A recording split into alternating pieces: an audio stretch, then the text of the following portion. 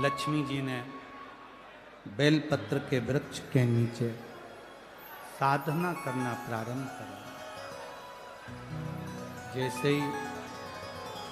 माँ लक्ष्मी ने बेलपत्र के वृक्ष के नीचे साधना करना प्रारंभ करा तो देवाधिदेव महादेव कुछ ही समय में प्रदोष काल के समय पर लक्ष्मी जी के सामने शंकर भगवान प्रकट हुए। शिव जी ने पूछा, लक्ष्मी तुम्हें क्या चाहिए?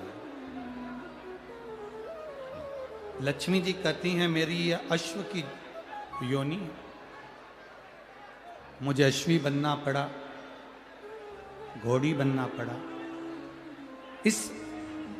अश्व की योनि से मैं मुक्त हूं, पर प्रभु इस अश्व की योनि से मुक्त तो हूं, पर मेरे प्रभु ने मुझे घोड़ी बनाया है, अश्व बनाया है। मैं चाहती हूं मेरे नारायण मुझे इसी घोड़ी की योनि में, अश्वी की योनि में प्राप्त करें। इस घोड़ी की योनि में, इस अश्वी की योनि में मेरे स्वामी, मेरे नारायण मुझे प्राप्त। ठीक है, भगवान भोलेनाथ जी ने कहा, आप चिंता ना करें, जिस प्रदोष काल में आप बेलपत्री के वृक्ष के नीचे आती हो,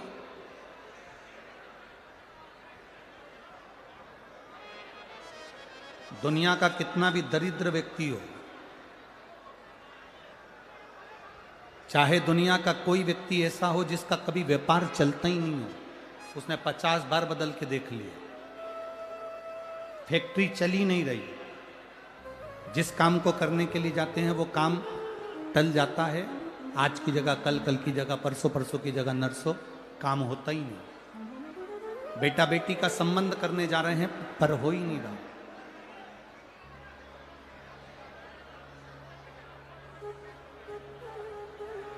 कितना भी दरिद्र से दरिद्र व्यक्ति हो, कितना भी दीन से दीन व्यक्ति हो, एक नियम वो अगर अपनी जिंदगी में बना ले, प्रदोष काल में, प्रदोष के समय पर बेलपत्री के वृक्ष के नीचे एक बार जाकर नमन करना और प्रदोष काल में शंकर भगवान के मंदिर में दिया लगाना, ये दो चीजें अगर वो 3 महीना भी लगातार कर ले तो उसके जीवन में कभी कोई समस्या आ ही नहीं सकती, कोई दुख आ ही नहीं सकता। एक नियम बना, जैसे जिस नारी को, जिस पुरुष को, जिस बच्चे को, जिस बड़े को चर्म रोग हो जाता है, चमड़ी सफेद पड़ने लगती है, जब चमड़ी सफेद पड़ने लगती है, चर्म रोग जैसा जब हो जाता है या चर्म रोग उसको घेरने लगता है, चमड़ी जब सफेद पड़ने लगे या चमड़ी काली पड़ने लगे, या चर्म रोग सोराइसिस जैसी बीमारी तक के लिए है हमारे।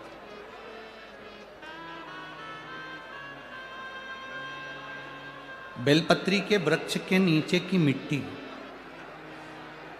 बेलपत्री के वृक्ष के नीचे की मिट्टी, उसको जिस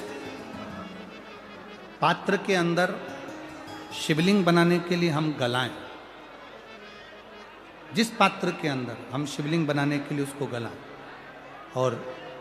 शिवलिंग का निर्माण कर कर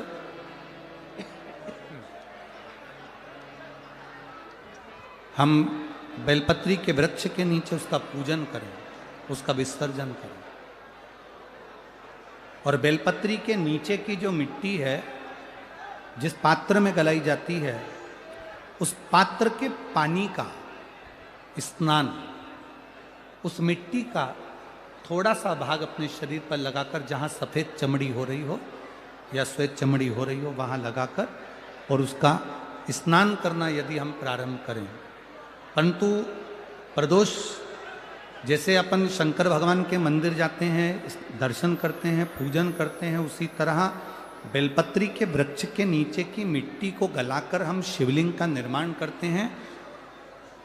स्नान करना या शरीर पे लगाने के साथ में सबसे ज्यादा जरूरी है शंकर भगवान के उस शिवलिंग की पूजन करना, पार्थिव लिंग की पूजन करना। लगभग 2 शिवरात्रि निकलेगी महीने की, और बाबा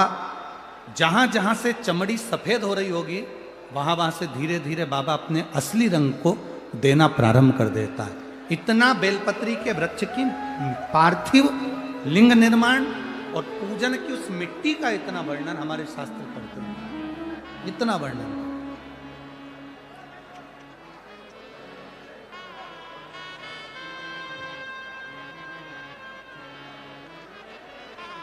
शिव कथा कह रहे, शिव महापुराण की कथा वर्णन कर रहे। स्वयं भगवान देवादिदेव महादेव ने नारायण से जाकर प्रार्थना करी। स्वयं भगवान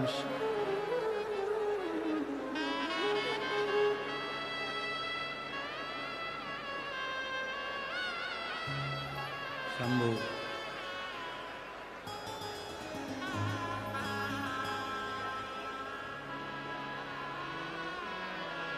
स्वयं भगवान शंकर ने नारायण से जाकर प्रार्थना करी कि माता लक्ष्मी आपके लिए तप साधना कर रही हैं, आप उनको जाकर दर्शन दीजिए। भगवान नारायण शिव जी के कहने पर जाने लगे। भगवान शंकर के कहने पर भगवान नारायण जाने लगे, पर भगवान शिव जी ने भगवान नारायण को रोका, और भगवान शिव जी ने नारायण को रोककर कहा, प्रभु रुको, मेरा निवेदन केवल इतना सा है, जैसे माता लक्ष्मी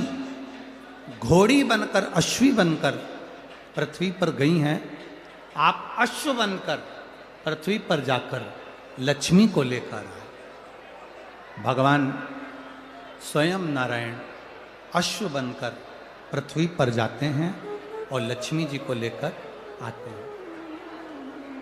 शिव महापुराण की कथा कहती है, भगवान शंकर का संवाद कहता है, स्वयं नारायण और स्वयं माता लक्ष्मी बेलपत्री के वृक्ष के नीचे विराजमान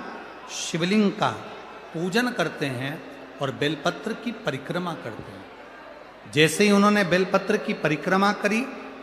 शंकर भगवान वहां सम्मुख में जब आते हैं तो नारायण और लक्ष्मी जी भी अश्व की योनि से छूट जाती हैं, और नारायण भी अश्व योनि को त्याग कर नारायण लक्ष्मी बनकर वैकुंठ का निवास करने लगते हैं। स्वयं नारायण